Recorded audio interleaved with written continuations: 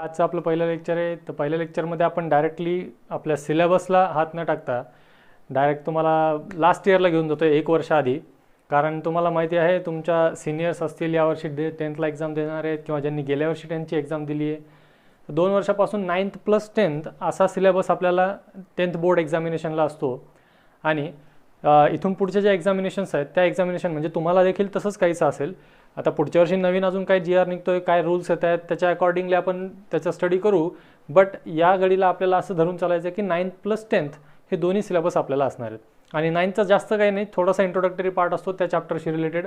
ठीक आहे, तेवढा पार्ट आपल्याला तो जरी झाला तरी आपलं व्यवस्थित त्याच्यामध्ये कव्हरअप होऊन जातं. ठीक आहे, बट आपल्याला करायचं आहे काय, जे 9thमध्ये जे चॅप्टर्स तुमचे होते मग त्याच्याशी रिलेटेड चॅप्टर 10thच्या आपल्या सिलेबसमध्ये असतो. ठीक आहे, जसं सपोज पॉलिनॉमियल आहे किंवा इकडचा आपला जो रिअल नंबर्स वगैरे आहे त्याच्याशी रिलेटेड जे नंबर्स आहेत किंवा जे चॅप्टर्स आहेत ते चॅप्टर आपल्याला इकडं 10thच्या सिलेबसमध्ये असतात. मग त्याच्याशी रिलेटेड जसं फॉर एक्झाम्पल सगळ्यात मेन आणि सगळ्यांना डिफिकल्ट वाटतो का वाटतो माहीत नाही, बट तो डिफिकल्ट वाटणारा चॅप्टर म्हणजे ट्रिग्नोमेट्री. ट्रिग्नोमेट्री जर 9thला झाला असेल तर त्या 9thचंच एक्सटेन्शन 10thमध्ये आहे. आणि 9th आणि 10thचं पुढचं जे काय आपण म्हणू ॲडव्हान्स व्हर्जन ते 11th-12thमध्ये आहे. ठीक आहे, त्याच्यामुळे तुम्ही त्याची चिंता करू नका की आमचं 9thचं सर एवढं हे झालेलं नाही आहे किंवा तो चॅप्टर आमचा झालेला नाही आहे, त्याचं काय करू आम्ही, याचं काय करू. तर ज्या वेळेला जो चॅप्टर आपण 10thचा स्टार्ट करू त्यावेळेला त्याच्या आधी त्याचं जे काही बेसिक तुमचं लास्ट इयरला झालेलं आहे ते बेसिक आपण इथं टीच करणार आहोत. ठीक आहे, त्याच्यामुळे त्याच्याबद्दल तुम्हाला चिंता करण्याची गरज नाही. मग कुठलाही चॅप्टर असो तो. ठीक आहे, मग आता इथं आपल्याला जे आहे जॉमेट्रिकल कन्स्ट्रक्शन इथं आपल्याला मेन सिम्पल गोष्टी लागतात. जसं समजा जॉमेट्रीचं जर सांगायचं झालं तर काय, तुम्हाला एक सेगमेंट असतो, त्या सेगमेंटचा परपेंडिक्युलर बायसेक्टर ड्रॉ करता आला पाहिजे. कुठलाही अँगल गिवन असेल त्या अँगलचा बायसेक्टर ड्रॉ करता आला पाहिजे. हे जे बेसिक आहेत, बेसिक टर्म्स आपण ज्यावेळेला कन्स्ट्रक्शन स्टार्ट करू त्यावेळेला तिथे घेऊ. ठीक आहे, त्याच्यानंतर लिनियर समजा आता M1चं इन डिटेलच आपण सिलेबसची स्टडी करूयात की कोणता चॅप्टर किती वेटेज आहे. त्याला प्रत्येक चॅप्टरला वेटेज ठरवून दिलेलं असतं, कोणत्या चॅप्टरला किती वेटेज आहे आणि त्या वेटेजनुसार त्याच्यावर किती मार्क्सचे आपल्याला क्वेश्चन्स विचारले जातात ते आपल्याला त्याच्यामध्ये चेक करायचं. ठीक आहे, आपण मॅथ्स 1 आणि मॅथ्स 2 असे 2 सेपरेट पार्ट्स बघूयात. Maths 1 M1 part, linear equation in 2 variables. First chapter आहे, खूप इम्पॉर्टंट चॅप्टर आहे. आणि या चॅप्टरचे जे कन्सेप्ट्स आहेत हेच कन्सेप्ट तुम्हाला हेल्प करणार आहेत 11th-12thला. जर समजा तुम्ही सायन्स घेतलं किंवा आर्ट्स घेतलं तर त्याच्या मॅथमॅटिक्समध्ये. सायन्स आणि आर्ट्स फॅकल्टी ज्या पुढच्या आहेत स्ट्रीम्स त्याचं मॅथमॅटिक्स सेम असतं, कॉमर्सचं वेगळं असतं फक्त. त्याच्यामध्ये लिनियर इक्वेशन तुम्हाला सायन्समध्ये खूप कामाला येणार आहे. ठीक आहे, ते असतं 12 मार्क्ससाठी विथ ऑप्शन. विथ ऑप्शन म्हणजे तुम्हाला प्रत्येक ह्याच्यामध्ये काही काही ऑप्शन्स जे असतात की सॉल्व 5 आउट ऑफ 8 किंवा 6 आउट ऑफ 8 असे जे काही क्वेश्चन्स असतात त्याच्यामध्ये विथ ऑप्शन हा चॅप्टर जो आहे तो 12 मार्काला असतो. Linear equation in 2 variables. After that quadratic equation हा चॅप्टर आहे. हा चॅप्टर तर तुम्हाला 11th-12th तर आहेच आहे. पुढं जर समजा तुम्हाला इंजिनिअरिंग करायचं झालं त्या इंजिनिअरिंगच्या ह्याच्यामध्ये सुद्धा क्वाड्रॅटिक इक्वेशन आहे. त्याचे हायर जे आहेत, हायर पॉवर आहेत किंवा ह्याच्या हायर कन्सेप्ट्स आहेत, पण बेस तिथं हाच लागतो. ठीक आहे, देन अरिथमॅटिक. बरं, ह्याचं क्वाड्रॅटिकचं जे वेटेज आहे ते पण 12 मार्काचं आहे. म्हणजे इथं काय, जो 12 मार्काचा चॅप्टर आहे, those all chapters are too much important, खूप इम्पॉर्टंट चॅप्टर्स आहेत ते. ठीक आहे, त्यानंतर येतं अरिथमॅटिक प्रोग्रेशन, AP म्हणतो आपण त्याला शॉर्टमध्ये. अरिथमॅटिक प्रोग्रेशन हा चॅप्टर 8 मार्काला आहे आणि 11th-12thला सुद्धा अरिथमॅटिक प्रोग्रेशन आहे. हेच चॅप्टरचे कन्सेप्ट तुम्हाला 11th-12thला यूज होतात आणि तो अरिथमॅटिक प्रोग्रेशन जो 11thला आहे तो 12वीच्या CETच्या एक्झाममध्ये येतो. म्हणजे बघा, तुम्ही 10thचा सिलेबसचा स्टडी करताय त्याच्यासोबत तुमचं 11th-12thचं पुढचं पण फ्युचर डिपेंड करतं. म्हणून इथं जो काही चॅप्टर आपला शिकवला जाईल किंवा जे काही चॅप्टरची आपली स्टडी होईल ती स्टडी तुम्हाला फॉरएव्हर लक्षात राहिली पाहिजे. त्याचे म्हणजे एक्झाम्पल काय सॉल्व केले हे नाही, बट त्याच्यामध्ये कन्सेप्ट काय होता, तो कन्सेप्ट आपल्याला काय शिकवला होता सरांनी, तो कन्सेप्ट तुम्हाला माइंडमध्ये पाहिजे. ठीक आहे, देन फायनान्शियल प्लॅनिंग. आजकाल फायनान्शियल प्लॅनिंगला खूप महत्त्व आहे. ठीक आहे, हा फायनान्शियल प्लॅनिंग हा लास्ट इयर म्हणजे जसा हा सिलेबस चेंज झाला त्याच्यामध्ये हा नवीन पार्ट आला आहे फायनान्शियल प्लॅनिंग. ह्याच्यामध्ये GST वगैरे येतं. ठीक आहे, गुड्स अँड सर्व्हिस टॅक्स जो असतो तर ते GST वगैरे सगळे ह्याच्यामध्ये येतं. तर फायनान्शियल प्लॅनिंग हा पण 8 मार्काचा चॅप्टर आहे. ठीक आहे, देन प्रोबॅबिलिटी आपल्याला लागतेच. कोणतंही असो, 10th असो, 11th असो, 12th असो, या तिन्ही वर्षांसाठी तुम्हाला प्रोबॅबिलिटी हा चॅप्टर लागतो. 11thमध्ये, 10thमध्ये हा तुम्हाला प्रोबॅबिलिटी आहे इथं 8 मार्काला. 11thमध्ये सुद्धा तुम्हाला M1मध्ये प्रोबॅबिलिटी चॅप्टर आहे, ज्याच्यात CETचा म्हणजे 12thचा जर विचार केला तर 12thमध्ये सुद्धा M2मध्ये प्रोबॅबिलिटी डिस्ट्रीब्युशन नावाचा चॅप्टर आहे. त्याच्यामध्ये सगळे कन्सेप्ट्स याचा बेस आहे.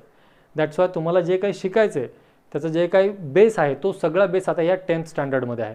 ठीक आहे. उद्या जाऊन काही जण म्हणतील सर आम्हाला 11th-12th करायचं नाही, आम्हाला पॉलिटेक्निक करायचं, तिथं सुद्धा मॅथमॅटिक्स असतं आणि त्या मॅथमॅटिक्ससुद्धा मध्ये सुद्धा सगळा हाच बेस असतो. ठीक आहे. त्याच्यामुळे तुम्हाला जास्त त्यात म्हणजे असं काही एक्सक्लूज नाही आहे, कोणी एक्सक्यूज नाही करू शकत की बाबा तुम्ही हा चॅप्टर सोडला होता तेव्हा 12ला केलं नाही त्याचं प्रिपरेशन म्हणून तुम्हाला पुढच्या वेळेला तो चॅप्टर येणार नाही, असं कोणी तुम्हाला एक्सक्यूज करणार नाही. ठीक आहे. त्याच्यामुळे हा पण चॅप्टर आपल्याला इक्वली इम्पॉर्टंट आहे. आणि त्याच्यानंतर येतो स्टॅटिस्टिक्स. स्टॅटिस्टिक्स याचंच ॲडव्हान्स व्हर्जन तुम्हाला 11thला मिळणार आहे M1मध्ये. त्याचं नाव आहे मेजर ऑफ डिस्पर्जन. इथं आपण स्टॅटिस्टिक्स म्हणजे जे फ्रिक्वेन्सी टेबल वगैरे क्रिएट करू, त्याच्यानंतर त्याचा मीन मोड वगैरे जे काही काढू ते सगळं तुम्हाला इथून हा 12 मार्काचा चॅप्टर असतो. हा चॅप्टर ॲज इट इज तुम्हाला पुढं 11thमध्ये आहे आणि त्या चॅप्टरवर 12thच्या CET एक्झाममध्ये सुद्धा क्वेश्चन येतं. म्हणजे बघा याच्यातले जवळपास मोर दॅन 60% चॅप्टर असे आहेत जे तुम्हाला 11th-12thला कामाला येतात M1मधले. ठीक आहे. तर बघा 1, 2 आणि 3 चॅप्टर्स आहेत त्याच्यामधले जे 12 मार्क्सचे आहेत. हे जर 3 चॅप्टर तुम्ही केले तर 36 मार्क्स होऊन जातात आपले आणि हे सगळं जे आहे हे 60 मार्क्स टोटल होते. याच्यातनं तुम्हाला फक्त 40 मार्काचं सॉल्व्ह करायचं असतं. ठीक आहे. 40-50 मार्क. मग याच्यात तुम्हाला जे आहे ते 50% याचं वेटेज आहे आणि 50% M2साठी. ठीक आहे. M1मधले एवढे 6 चॅप्टर्स आहेत आपल्याला. In all 6 chapters in M1 आणि M2मध्ये 7 चॅप्टर्स आहेत. म्हणजे 15 चॅप्टरमध्ये आपलं मॅथमॅटिक्स संपतं. M2मध्ये कोणकोणते चॅप्टर्स आहेत? सिमिलॅरिटी. सिमिलॅरिटीमध्ये काय असणार आहे? If two things are same in the shape, त्यांचा शेप थोडाफार सेम दिसतोय पण डायमेन्शन्स वेगवेगळे आहेत, त्याच्यामध्ये ते येतं सिमिलॅरिटी. सिमिलॅरिटी चॅप्टर इथं फार इम्पॉर्टंट आहे कारण की याच्यातलं सगळ्यात हायेस्ट जे वेटेज आहे ते 12 आहे आणि त्याच्या खालोखाल जे आहे ते 10 मार्काचं वेटेज आहे. सिमिलॅरिटीला येतं 10 मार्काचं weightage with option 10 marks. Then Pythagoras theorem. हा पायथागोरस थेरम आपण आत्तापर्यंत खूप वेळेस यूज केलेला आहे. Side 1 square plus side 2 square is equal to hypotenuse square. मग त्याचं ॲप्लिकेशन, त्याच्यामध्ये त्याचं प्रूफ, हे सगळं आपल्याला आता इथं बघायचं आहे. आपल्याला सगळ्यांनी सांगितलं आहे की पायथागोरस असतात, पायथागोरसचा एक थेरम आहे, पायथागोरियन ट्रिपलेट आपण त्याला म्हणतो, जे नंबर्स असे असतात की जसं 3, 4 आणि 5, 2 स्मॉलर नंबरचा स्क्वेअर केला, त्याची ॲडिशन केली, ती जर 3rd नंबरच्या स्क्वेअरच्या इक्वल आली तर ते हे पायथागोरियन ट्रिपलेट बनतं. हे असे वर्ड्स आता आपल्याला माहिती आहेत, तेच आपण इथं पायथागोरस थेरममध्ये यूज करणार आहेत. हा चॅप्टर 7 मार्काचा आहे. याच्या आधीच्या सिलेबसमध्ये म्हणजे 2-3 वर्ष आधी जो सिलेबस होता त्या सिलेबसमध्ये हे 2 चॅप्टर्स एकत्र होते आणि यांना 18 मार्काचं वेटेज होतं. या तुमच्या ह्याच्यामध्ये याच्यातले एकतर एक्झाम्पल्स पण कमी केलेले आहेत आणि याचं वेटेजसुद्धा डिस्ट्रीब्यूट करून दिले. सिमिलॅरिटीला 10 मार्क आणि पायथागोरस थेरमला 7 मार्क्स. ओके. नंतर येतो सर्कल. सर्कल चॅप्टर थोडासा ट्रिकी वाटतो मुलांना कारण की याच्यामधले जे कन्सेप्ट्स आहेत हे कन्सेप्ट्स अंडरस्टँडिंगसाठी थोडे लेंदी आहेत. जसे याच्यातले काही थेरम्स आहेत, हे थेरम्स फार लेंदी आहेत. म्हणजे 2-4 थेरम जर तुमच्याकडे टेक्स्टबुक असेल, टेक्स्टबुक आता सध्या तर मार्केटमध्ये अवेलेबल नसतील कारण की मार्केट बंद आहे. तुम्ही काय करू शकता, तुम्ही गुगलवर जा, गुगलवर सर्च करा SSC state board PDF textbooks. नाही तर मग आपल्या ग्रुपवर हे करा, मी तुम्हाला त्या टेक्स्टबुकचे PDF सेंड करतो. माझ्याकडे आहे M1 आणि M2 दोन्हीच्या PDF आहेत माझ्याकडे. बट बाकीच्या सब्जेक्टचे तुम्हाला जर PDF पाहिजे असतील तर तुम्ही गुगलवर सर्च करू शकता, तुम्हाला इझिली ते PDF अवेलेबल होऊन जातील. ठीक आहे. म्हणजे पुस्तकं आपल्या हातात हार्ड कॉपीच असावी असं काही नेसेसरी नाही. मागच्या 2 वर्षापासून म्हणजे जवळपास तुमची पण 9th जवळपास तशीच झाली, जे यावर्षी 10th पासआउट होणार आहेत त्यांची पण स्टडी तशीच झाली, जे 12thची एक्झाम देत आहेत त्यांची पण स्टडी तशीच झाली. त्याच्यामुळे हातात फक्त हार्ड कॉपी असून स्टडी होत नाही. हां, काही सब्जेक्ट आहेत ज्याच्यामध्ये तुम्हाला तिथं हातात टेक्स्टबुक लागतं, मग ते नंतर तुम्ही करू शकता. बट सध्या घडीला आपल्याला अभ्यास थांबवायचा नाही आहे. ठीक आहे. सध्या आपल्याला काय करायचं आहे, आपल्याला रुटीन चालू ठेवायचं आहे, म्हणजे आपण अभ्यासातून बाहेर फेकलो नाही गेलो पाहिजे, कॉम्पिटिशनमध्ये आपण नेहमी राहिलो पाहिजे. सो सर्कल चॅप्टर इथं सगळ्यात इम्पॉर्टंट आहे. 12 मार्क्स आहे. सगळ्यात हायेस्ट वेटेज आहे M2मध्ये, म्हणजे आपण त्याला जॉमेट्री म्हणू शकतो. हे जॉमेट्री आहे, याला सगळ्यात हायेस्ट वेटेज आहे 12 मार्क्सचं सर्कलसाठी. ठीक आहे. सर्कलमध्ये मग व्हेरियस प्रॉपर्टीज आहेत. मग त्या प्रॉपर्टीज आपल्याला इथं एकदम व्यवस्थित करून घेऊ आपण. मग इन्स्क्राइब्ड अँगल आलं, सबटेंडेड आर्क आलं. ठीक आहे. हे सगळ्या ज्या प्रॉपर्टीज आहेत ह्या आपण इथं याच्यामध्ये चेक करून घेऊ. नंतर आपल्या सगळ्यांच्या आवडतीचं असतं जॉमेट्रिकल कन्स्ट्रक्शन. सगळ्यांना जॉमेट्रिकल कन्स्ट्रक्शन करायला आवडतं, बट ह्याच्यामध्ये आवडतं म्हणून त्याला कसंही काढलं तर चालतं असं नाही, किंवा फास्टमध्ये करून घेतलं ते कन्स्ट्रक्शन असं नाही. ह्याच्यामध्ये तुमची जी लाईन्स आहेत त्या लाईन्सची थिकनेस एकसारखी असली पाहिजे. त्याच्यानंतर त्या लाईन्सला तुम्ही जे काही सर्कल ड्रॉ केलं, सपोज सर्कल ड्रॉ करताय किंवा ट्रायंगल ड्रॉ करताय किंवा सिमिलर ट्रायंगल आपल्याला याच्यामध्ये कन्स्ट्रक्ट करावे लागतात. त्या केसमध्ये तुम्ही जे ट्रायंगल मेन फिगर जी आहे त्या मेन फिगरच्या साईडची थिकनेस आणि जे त्याचं अदर ते फिगर जे काय आपलं कन्स्ट्रक्शन असतं, मग ते कन्स्ट्रक्शन कोणकोणते असतात, ते कन्स्ट्रक्शन्स असतात तुमचे आर्क्स येतात. तुम्हाला सपोज ट्रायंगल ड्रॉ करायला सांगितलं, एक बेस सेगमेंट दिलेला आहे, तुम्ही तेवढ्या बेस सेगमेंट 6 सेंटीमीटरचा ड्रॉ करता आणि रिमेनिंग तुम्हाला अँगलचे मेजरमेंट दिलेले असतील किंवा दुसऱ्या 2 साईडचे मेजरमेंट गिवन असतील, त्या केसेसमध्ये आपण ते आर्क्स ड्रॉ करून मग तो ट्रायंगल कन्स्ट्रक्ट करतो. त्याच केसमध्ये सेम आपल्याला काय करायचं आहे, असंच कन्स्ट्रक्शन करायचं, बट जे आर्क्स असतात त्या आर्क्सचा डार्कनेस, ज्या लाईन सेगमेंट तुम्ही ट्रायंगलच्या ड्रॉ करता त्याचा डार्कनेस हे थोडंसं डिफरन्शिएबल पाहिजे. म्हणजे नेमका आर्क कोणता आहे आणि ट्रायंगलचा पार्ट कोणता आहे हे जर चेक करणाऱ्याला जर तुमच्या डायग्रामकडे बघूनच जर कळालं तर तो तुम्हाला कुठल्या म्हणजे त्या क्वेश्चन पेपरमध्ये कुठल्याही चुका जास्त ते तुमच्या काढत बसत नाहीत. ठीक आहे, पण त्याच्यात काय इम्पॉर्टंट आहे, काय नोट डाऊन केलेलं असलं पाहिजे हे आपण तुम्हाला सांगणार आहेत. ठीक आहे, so geometrical construction this chapter is for 7 marks. हा 7 मार्क्सचा चॅप्टर असतो.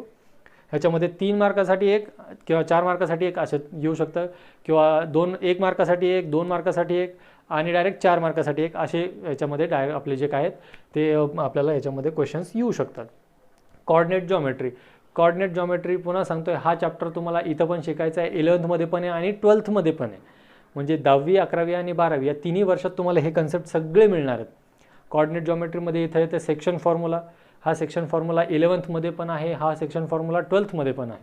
मी 11-12च्या दोन्ही बॅचेसला शिकवतो, मला माहिती आहे, त्याच्यामुळे मी तुम्हाला सांगतो की हे कन्सेप्ट्स इथं सोडून असे म्हणजे उगाच शिकलो म्हणून शिकलो असं करू नका. ठीक आहे, हे आपल्याला फॉर एव्हर पुढं लक्षात ठेवायचे आहेत. ठीक आहे, याच्यातला कुठलाच तुम्हाला नंतर कामाला येणार नाही असं कधीच होणार नाही. ठीक आहे, प्रत्येक कन्सेप्ट याच्यातलं तुम्हाला पुढे कामाला येणार आहे आयुष्यामध्ये. ओके, हे झालं कॉर्डिनेट जॉमेट्री.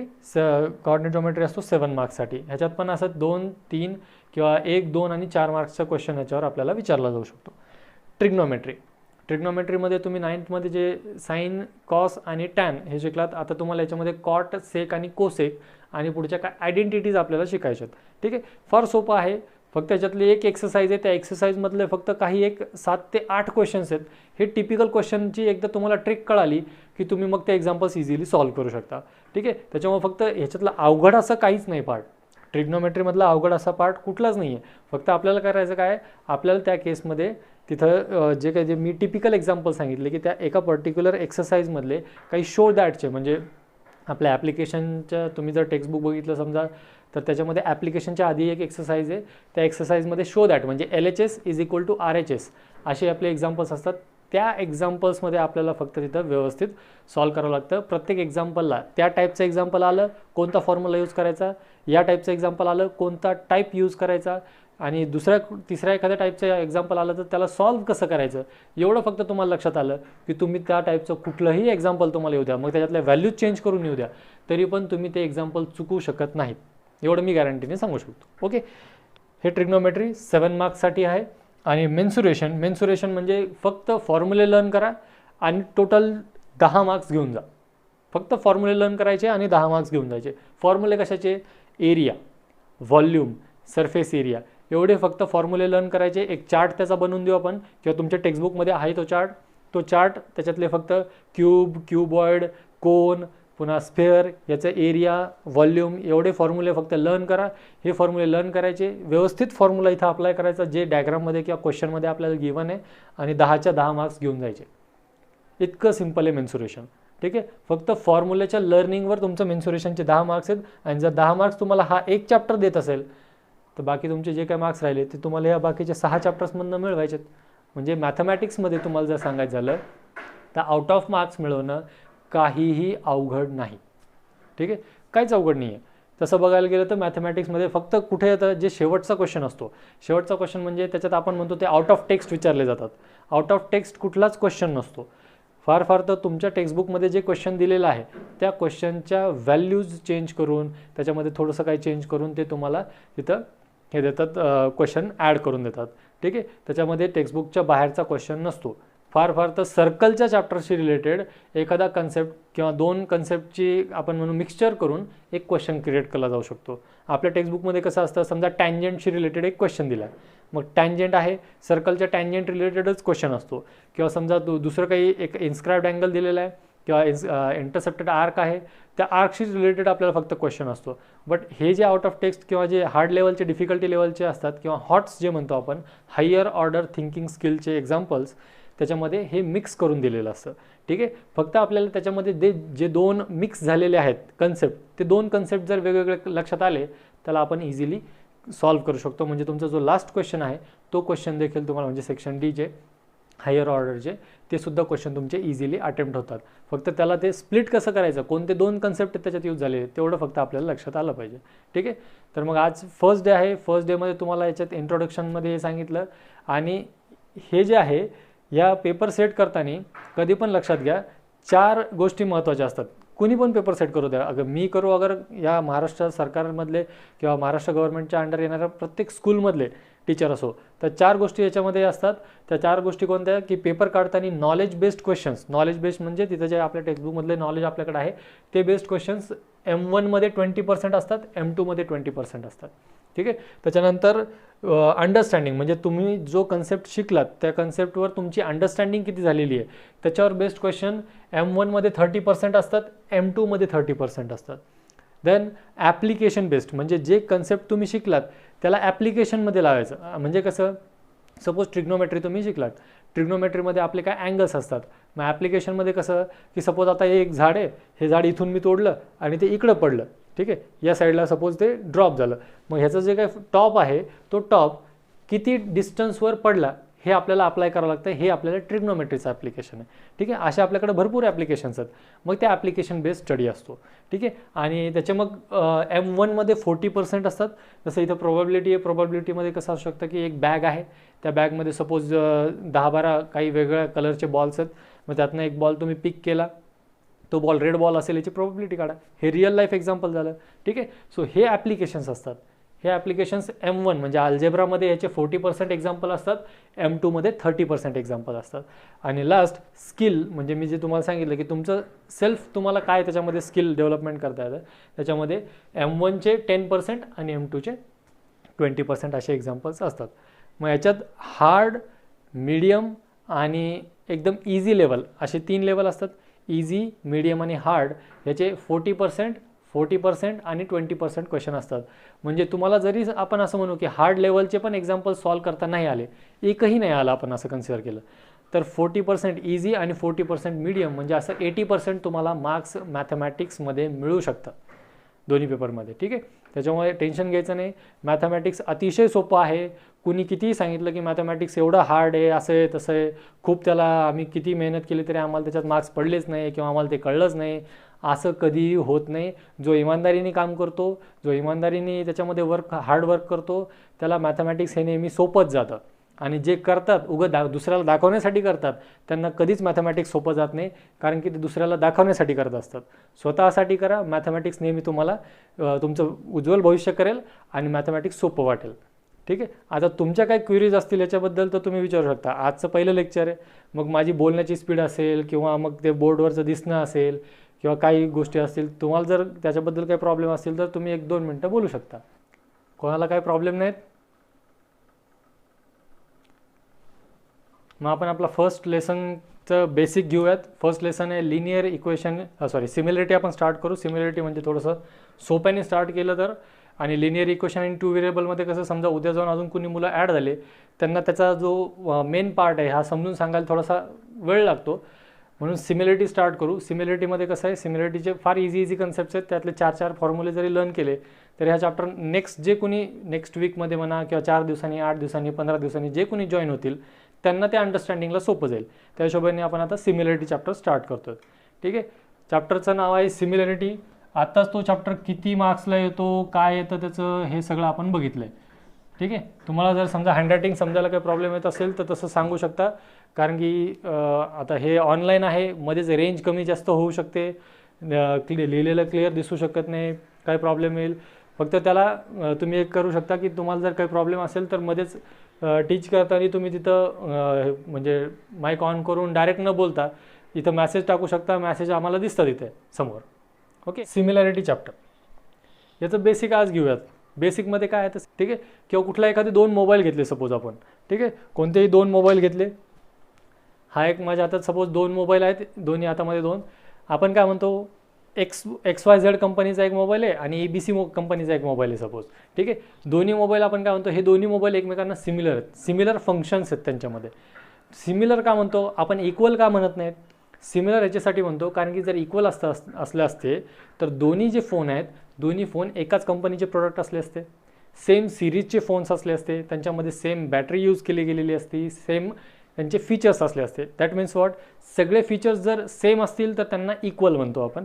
बट त्याच्यात अजून एक एक्झाम्पल आपल्याला असं सांगता येईल, आपल्याला माहिती आहे बीबी का मकबरा आहे आपल्या औरंगाबादमध्ये, किंवा तुम्ही आग्र्याला जा ताजमहलच्या तिथं, त्याच्या बाहेरसुद्धा असे छोटे छोटे मकबरे विकायला असतात. ठीक आहे, हा सपोज मकबरा आहे माझ्या हातामध्ये. ठीक आहे, कन्सिडर करा, आता हा मकबरा नाही आहे बट कन्सिडर करा की हे असं काहीतरी मॉन्युमेंट तिथं बाहेर विकायला असतं. ठीक आहे, एवढं असं मॉन्युमेंट तिथं बाहेर विकायला असतं. मग आता हा पण मकबरा आहे आणि सपोज माझ्या मागं जे आहे ते बीबी मकबरा ओरिजिनल आहे असं कन्सिडर करा, नाही आहे सध्या बट कन्सिडर इट. ठीक आहे, मग आता हा माझ्या हातातला मकबरा आणि माझ्या मागं जे आहे बीबी का मकबरा, ते त्या दोन्हीमध्ये काहीतरी डिफरन्स असेल ना. ठीक आहे, तुम्ही म्हणता हा बीबी का मकबरा आहे, ओके, जो आपला ओरिजिनल आहे तो पण आहे, ओके. मग दोन्हीमध्ये फरक काय? फरक आहे तो डायमेन्शन्सचा. ठीक आहे, दोन्हीमध्ये फरक कशाचा आहे? डायमेन्शन्सचा. द फिगर्स किंवा द डायग्राम्स किंवा जे काय आपण म्हणू, दोन गोष्टी, those two things which are same in shape, equal नाही म्हणत मी, सेम म्हणतोय. शेप त्यांचा शेप कसा असतो? त्यांचा शेप सेम असतो आणि डायमेन्शन्स मात्र वेगवेगळे असतात. ठीक आहे, डायमेन्शन्स आर डिफरंट. मग आता हे आपल्याला जे लर्न करायचं हे कशात आहे? Similarity in triangles. He similarity कशात बघायची आपल्याला? ट्रायंगल्समध्ये. मग ट्रायंगल्समध्ये सिमिलरिटी बघायची म्हणजे कशी? सो लुक ॲट दिस. हा आहे ट्रायंगल आपला ABC, कन्सिडर करा, दिस इज ट्रायंगल ABC. याला जर मी सपोज असा एक ट्रायंगल ड्रॉ केला इथं PQR, this is triangle PQR. Okay, आता हे दोन ट्रायंगल आहेत. If we are measuring the length of AB, BC, AC, length of PQ, QR and PR, या तिन्ही साईडच्या लेंथ जर आपण सपोज फाइंड आउट केल्या, सो सपोज इथं AB ची लेंथ आहे 5, AC ची लेंथ आहे 4, BC ची लेंथ आहे 6, PQ ची लेंथ आहे 7. ठीक आहे, QR ची लेंथ आहे सपोज 9 आणि PR ची लेंथ आहे आपण कन्सिडर करू 11. ठीक आहे, हे आपण मनाने दिलेत. ठीक आहे, या केसमध्ये आपल्याला हे ज्या दोन डायग्राम काढलेले आहेत, मी असं म्हणत नाही की मी हे दोन सिमिलर ट्रायंगल्सच ड्रॉ केलेत म्हणून. हे सिमिलर ट्रायंगल कधी होतात, सध्या आहेत की नाही हे आपल्याला फक्त चेक करायचं. ठीक आहे, बरं, सिमिलर कधी म्हणायचं आपण? Wien AB and PQ R in proportion with each other. In proportion म्हणजे यांच्या ज्या साईड्स आहेत त्या साईड्सचे रेशोज इक्वल आले पाहिजे. जसं for example AB divided by PQ, AB divided by PQ हा ratio, then BC divided by QR हा एक ratio, and third AC divided by PR. हे तिन्ही रेशोज इक्वल आले पाहिजे. रेशोज इक्वल म्हणजे रेशोज आर इन प्रपोर्शन. ठीक आहे, सपोज AB अपॉन PQ ची व्हॅल्यू आता इथं किती आहे? AB अपॉन PQ आहे आपल्याकडे 5/7. मग BC अपॉन QR किती यायला पाहिजे होता? It must be equal to 5/7, पण किती आलेलं आहे? 6/9. ठीक आहे, किती आलेलं आहे ते आपल्याकडं? 6/9. हे पाहिजे किती होतं? 5/7, पण आलं 6/9. ठीक आहे, हे पण जे आहे AC अपॉन PR हे पण आपल्याला हवं होतं 5/7, बट ते किती आलं आपलं? 4/11. मग आता या केसमध्ये हा ट्रायंगल ABC आणि हा ट्रायंगल PQR यांना सिमिलर म्हणणार का आपण? तर नाही म्हणणार. का नाही म्हणायचं? Because these two triangles doesn't have there ratio of the sides in proportion. त्यांच्या साईड्सचे रेशोज प्रपोर्शनमध्ये नाहीत, म्हणून यांना सिमिलर म्हणता येत नाही. Okay, simple. मग हेच जर डायमेन्शन सपोज जर चेंज झाले, यांचे जे लेंथ आहेत या लेंथ्स आपल्याला चेंज झाल्या आणि त्या लेंथ्स अशा दिलेल्या आहेत, let us say 10 centimetre, 12 centimetre and 8 centimetre और 8 युनिट्स, अशा यांच्या लेंथ्स दिलेल्या आहेत. मग आता आपण काय करणार? पुन्हा त्यांचे रेशोज फाइंड आउट करणार. रेशोज कोणाचे? साईड्सचे. AB divided by PQ. मग AB ची लेंथ किती आहे इथे? 5, PQ ची लेंथ 10. याचा सिम्पलेस्ट फॉर्म निघतो. सिम्पलेस्ट फॉर्म म्हणजे काय? जो न्यूमरेटरमधला नंबर आहे आणि जो डिनॉमिनेटरमधला नंबर आहे हे दोन्ही नंबर एका सेम नंबरने डिव्हिजिबल आहेत का नाही हे चेक करायचं आणि जर डिव्हिजिबल असतील त्यांना डिवाइड करून द्यायचं. 5 and 10 are divisible by same number, therefore 5 1 जा 5, 5 2 जा 10, 1:2 रेशो आला. म्हणजे आता इथून पुढच्या ज्या काही साईड्स आहेत ह्या सगळ्या साईड्सचे जे रेशोज आहेत हे कसे आले पाहिजे आपल्याला, हे इक्वल आले पाहिजे. ठीक आहे. So let us check next. BC divided by QR is equal to, बघा BCची लेंथ किती आहे आपल्याकडं 6, QRची लेंथ आहे 12. हे पुन्हा सिम्पलेस्ट फॉर्ममध्ये आणता येतं. 6 and 12 these two numbers are divisible by 6. तर हे तर 6 1 जा 6 अँड 6 2 जा 12. ठीक आहे. हे दोन रेशोज इक्वल आले बघा. जर तिसरा पण रेशो इक्वल आला इक्वल टू 1/2 तर आपल्याला म्हणता येतं these two triangles are similar. मग तिथून पुढे सिमिलरिटी कन्सेप्ट स्टार्ट होतो. ठीक आहे. मग आता हे दोन ट्रायंगल सिमिलर झाले, दोन साइड्स ज्या आहेत पेअर्स त्या सिमिलर झाल्या. आता राहिलं third side, that is AC divided by PR. मग ACची लेंथ किती इथं 4, PR हॅव्हिंग लेंथ 8. यांचं पण सिम्पलेस्ट फॉर्म काढता येतो because 4 and 8 these two numbers are divisible by 4. 4 1 जा 4, 4 2 जा 8. बघा आता हे तीन रेशोज आहेत आपल्याकडे. AB upon PQ 1:2, BC upon QR 1:2 and AC upon PR 1:2. आता या केसमध्ये ते 1:2 येत आहे. दुसऱ्या केसमध्ये तो रेशो काहीतरी वेगळा येईल, 3:4 येईल, √2:√3 येईल, काही पण येऊ शकतो. बट त्या केसमध्ये जर तिन्ही रेशोज जर इक्वल आले then we can say that these two triangles are similar.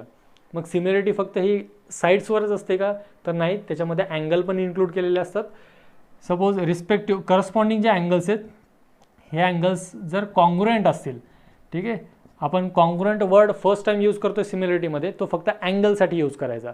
If respective angles और corresponding angles are congruent, angles congruent, sides प्रपोर्शनमध्ये असतील, then these two triangles are similar. मग आता ह्याच्यामध्ये आपल्याला आहे area of similar triangles. Similar ट्रायंगलचा area आणि त्या एरियाशी रिलेटेड काही फॉर्म्युले. मग दोन ट्रायंगल आपल्याला आहेत, त्या दोन ट्रायंगल कसे सिमिलर आहेत का कसे आहेत हे आपल्याला कळालं. ठीक आहे. ह्याच्यातला जो फर्स्ट कन्सेप्ट येतोय तो कन्सेप्ट आहे ratios of areas of triangle. ट्रायंगलच्या एरियाचा रेशोज, हे रेशो आपल्याला बघायचे. मग त्या रेशोमध्ये असतं ट्रायंगलला सगळ्यात पहिले ट्रायंगलचा एरिया. ठीक आहे. हे कशाचा रेशो आहे, ट्रायंगलच्या एरियाचा रेशो. एरियासाठी कोणता फॉर्म्युला असतो ते तर सगळ्यात पहिले येतं. ट्रायंगलचा एरिया त्याच्यासाठी फॉर्म्युला असतो half into base into height. ठीक आहे. कोणता फॉर्म्युला असतो कोणत्या पण ट्रायंगलसाठी, half into base into height. मग या फॉर्म्युलाशी बेस्ड सगळं काही आपल्याला आता इथून पुढं बघायचं आहे. मग जर त्या केसमध्ये दोन ट्रायंगल असू शकतात, त्या दोन ट्रायंगलचे बेसेस इक्वल असतील किंवा सेम असतील, मे बी हाईट सेम किंवा इक्वल असतील, किंवा हाईट आणि बेस दोन्ही इक्वल किंवा सेम असतील, त्या केसमध्ये त्यांच्या एरियाचा रेशो काय येतो हे आपल्याला बघायचं आहे. हे सगळं आपण जे करतो हे सगळं बेसिक आहे मॅडम. ठीक आहे. हे आतापर्यंत जे काही सांगितलं मी हे सगळं बेसिक होतं की सिमिलर ट्रायंगल असतील तर त्याला सिमिलर कसं प्रूव्ह केलं किंवा कसं सिमिलर म्हटलं जातं, हे सगळं बेसिक होतं. आता हा जो आहे हा आपला ॲक्च्युअल 10thचा फर्स्ट कन्सेप्ट आहे, ratios of areas of two triangles. दोन ट्रायंगलचा जो एरियामधला जो काही रेशो असेल तो रेशो फाइंड आउट करणे हा आपला फर्स्ट कन्सेप्ट आहे 10th मधला. ओके.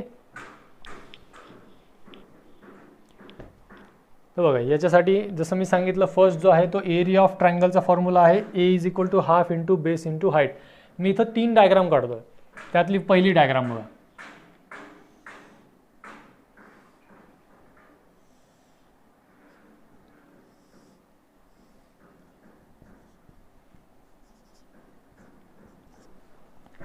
बघा दिसतंय सगळ्यांना, हे ट्रायंगल ABC आहे. ठीक आहे. ट्रायंगल ABC त्याच्यामध्ये हा D जो आहे suppose AD is perpendicular to BC. मग आता सपोज आपल्याला हाईट कन्सिडर करायची, हाईट मेजर करायची आपली स्वतःचीच. आपण काय करतो, आपण एखाद्या भिंतीला असं जाऊन सरळ उभं राहतो परपेंडिक्युलर. ठीक आहे. परपेंडिक्युलर टू द बेस, आपण एखाद्या बेसला असं परपेंडिक्युलर उभे राहतो. ठीक आहे. तर हे परपेंडिक्युलर म्हणजे काय असतं, perpendicular drawn from any vertex of a triangle to the base of that triangle. एखाद्या ट्रायंगलच्या बेसला जर समजा परपेंडिक्युलर ड्रॉ केलं आहे, that perpendicular is also known as the altitude as well as height. त्याला अल्टिट्यूड आणि हाईट म्हणलं जातं. सो दिस AD, हे AD म्हणजे काय आहे? It is height or altitude. याला हाईट किंवा अल्टिट्यूड म्हणलं जातं. मग आता हाईट रिप्रेझेंटेड बाय H, जे की फॉर्म्युल्यामध्ये आहे, आणि परपेंडिक्युलर कोणाला ड्रॉ केलं गेलं आहे? BCला. So base is BC. ह्याच्यामध्ये बेस कोण झालं? BC. ठीक आहे. तर असं प्रत्येक ट्रायंगलमध्ये. मग आता इथं डायग्राम्स जे आहेत आपल्याला इथून पुढं एक्झाम्पलमध्ये म्हणा किंवा काही थेरम्समध्ये म्हणा, त्या डायग्राम काय अशाच्या अशा गिवन असतील का? तर नाही. डायग्राम्स ह्या वेगवेगळ्या गिवन असतात, कशाही शेपमध्ये गिवन असतात. त्या केसमध्ये तुम्हाला त्याचा बेस आणि हाईट हे आयडेंटिफाय करता आली पाहिजे. बघा, तर मी म्हणत होतो इथं मी 3 डायग्राम्स आता ड्रॉ करणार आहे. हा एक ट्रायंगल मी ड्रॉ केला इथं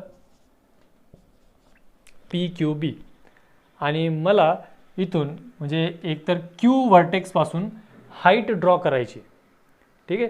इथं तुम्हाला परपेंडिक्युलर एखाद्या व्हर्टेक्सपासून ड्रॉ करणं कसं करतात हे जर माहीत असेल तरच तुम्ही त्याच्या हाईटबद्दल चेक करू शकता.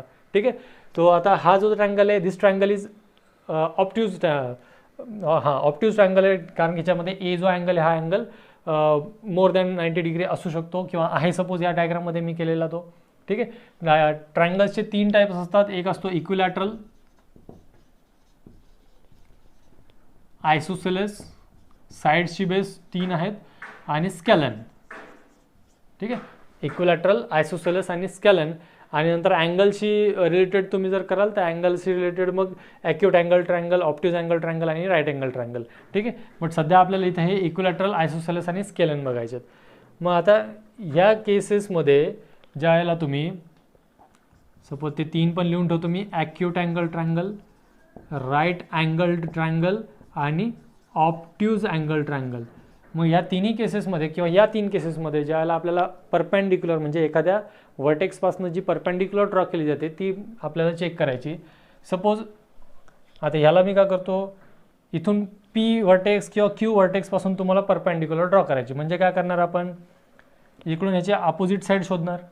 बरोबर आहे. परपेंडिक्युलर कुठं ड्रॉ होती? अपोजिट साईडवर. इकडे ह्या हवेत ड्रॉ होणार का? नाही. तर या Q पासून जर परपेंडिक्युलर सपोज आपल्याला ड्रॉ करायची तर आपल्याला ही अशी इथून ड्रॉ करावी लागते. ठीक आहे. त्याच्यासाठी अपोजिट साईड त्याची आयडेंटिफाय करता आली पाहिजे. मग आता एक ट्रायंगल मी इथं काढतोय. हा ट्रायंगल आहे माझा ABC, आणि मला या C व्हर्टेक्सपासून परपेंडिक्युलर ड्रॉ करायची. हा आहे ABC ट्रायंगल. C व्हर्टेक्सपासून मला परपेंडिक्युलर ड्रॉ करायची त्याच्या अपोजिट साईडला. तुम्ही म्हणाल सर हे काय करायला लागले तुम्ही, हे तर आपल्या सिलेबसमध्ये नाही आहे. पण हा बेसिक पार्ट आहे. जर हे लक्षात आलं नाही तर या एरिया ऑफ ट्रायंगलमध्ये नेमकं त्याचं बेस कोणता आहे आणि हाईट कोणतं आहे हे आपल्याला लक्षात येत नाही. ओके. सो इथून C व्हर्टेक्सपासून परपेंडिक्युलर ड्रॉ करायचं, त्याची opposite side AB opposite side आहे. बट AB वर डायरेक्टली या A आणि Bच्या मध्ये परपेंडिक्युलर नाही ड्रॉ होत कधीच. मग ही AB आपल्याला अशी एक्सटेंड करावं लागते आणि या C व्हर्टेक्सपासून आपण इथं परपेंडिक्युलर ड्रॉ करतो. ओके. तर हे असं आपल्याला असतं.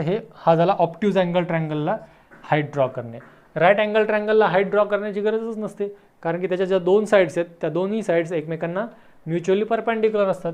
जसं इथं AD is perpendicular to DC. या 2 साईड एकमेकांना परपेंडिक्युलर आहेत. दॅट्स वाय ह्याच्यामध्ये ही हाईट आणि ही बेस, किंवा याला हाईट कन्सिडर करा, याला बेस कन्सिडर करा. ठीक आहे. It totally depends on you. आणि राहायला ॲक्यूट अँगल ट्रायंगल. तर ॲक्यूट अँगल ट्रायंगलमध्ये जे काही असतं, मग ते परपेंडिक्युलर ड्रॉ करा किंवा दुसऱ्या अपोजिट साईडचा मिड पॉईंट ड्रॉ करा, जे काय असेल ते सगळं त्या रिस्पेक्टिव्ह अपोजिट साईडवरच येतं. तर बघा, ॲक्यूट अँगल ट्रायंगलमध्ये इंटेरियरमध्ये येतं, राईट अँगल ट्रायंगलमध्ये साईड ऑफ ट्रायंगल बनतं, आणि ऑप्ट्यूज अँगल ट्रायंगलमध्ये त्या ट्रायंगलच्या बाहेरून त्याची हाईट असते. तर हे आपल्याला लक्षात घेतलं पाहिजे, कारण की BPT थेरममध्ये या टाईपचे काही ट्रायंगल्स आपल्याला दिसणार आहेत ज्याच्यामध्ये त्याचं जे परपेंडिक्युलर किंवा हाईट असेल ती हाईट आपल्याला त्या डायग्राममध्ये डायरेक्टली कळणार नाही कशी येईल. बट तो ऑप्ट्यूज अँगल ट्रायंगल असल्यामुळे हे जर तुम्हाला लक्षात आलेलं असेल की ह्याचं जे काय परपेंडिक्युलर आपण ड्रॉ करू, जी त्याची हाईट असेल ती हाईट कुठं असणार आहे, त्या ट्रायंगलच्या थोडंसं बाहेर कुठंतरी असेल. ठीक आहे. तर त्या केसमध्ये आपल्याला हे सगळं याचं बेसिक्स लक्षात असणं गरजेचं आहे. ठीक आहे. तर एवढं मला वाटतं आजच्या ह्याच्यासाठी पुरेसे. तुमचं 4:15 पर्यंतचा टायमिंग होता.